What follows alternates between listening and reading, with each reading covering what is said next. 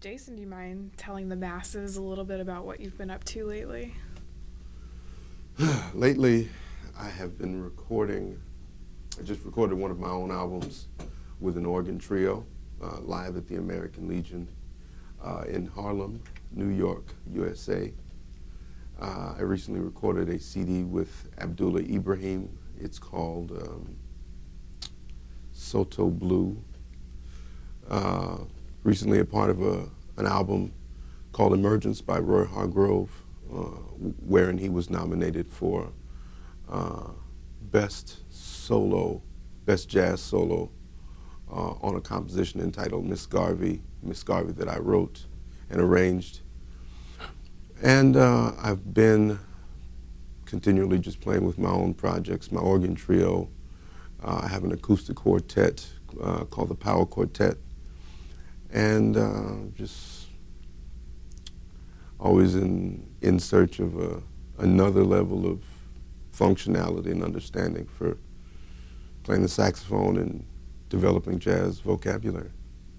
From a pedagogical standpoint, it's so unique and special that we have someone here who just almost exclusively plays baritone. So for those who play alto or tenor, maybe one of the more common instruments, what would you suggest in making the transition to over baritone? to bari? Yeah. What's different? I find with playing baritone, more effort is required to get the same result. You know, with vibrato, you need not necessarily a wider vibrato, but maybe a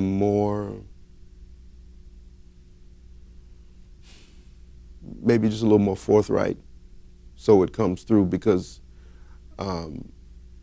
it's a lower frequency, and baritone is naturally dark, so to get it to speak with any degree of clarity or alacrity, you have to do more than you think you need to get it done.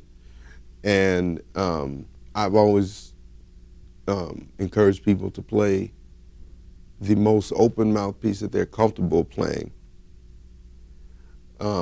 Basically the brightest setup that they can stand on baritone while still being able to make it sound like a saxophone and not so much like I was going to say bullfrog, but sometimes that's helpful too, but it's still a saxophone. It's still an approximation of the human voice, and it still has to be beautiful. So there are, I think there are ways to have all those elements present in the spectrum, and I think Rico Reed's help accomplish that.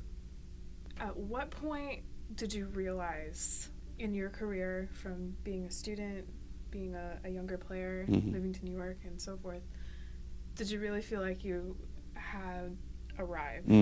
Or have you arrived?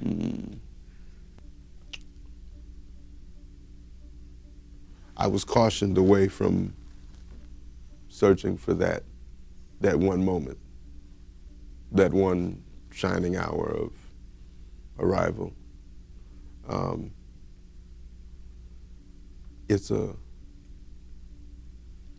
It's a long path, but it's relatively straight.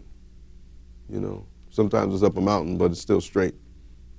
So I feel that the choices that I've made so far have allowed me to travel the world, experience much more of society than I ever imagined I would. And it's allowed me to experience people on a level where I never really thought that I would experience people. So I don't know if that means I've arrived or I haven't. but I'm not really. I haven't really spent much time trying to figure out if I've arrived yet. I can pay my bills, playing the saxophone. And I'll be the first to admit that I had and still have parents who were incredibly supportive in that endeavor. So I would not be here without their support, especially early on. I mean, now their support is, hey man, how you doing? You all right? Okay. You just don't stop. Keep going. Send me a postcard from wherever you're gonna be. And, especially when I speak to my dad, he's always very, very encouraging, which I find is less common among musicians. Maybe because people traditionally didn't think musicians really had much of a chance to earn a living and have a decent kind of existence. But my mother is equally supportive in a slightly different way, but without them I would not be sitting here today. Without my grandparents, without